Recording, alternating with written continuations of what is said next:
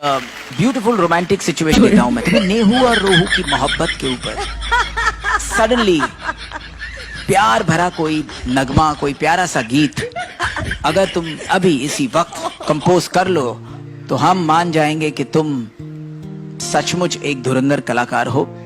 Okay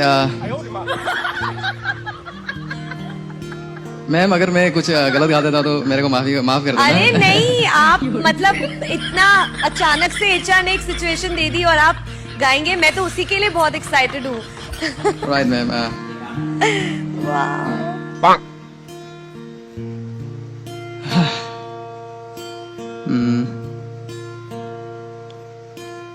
कुछ इस तरह।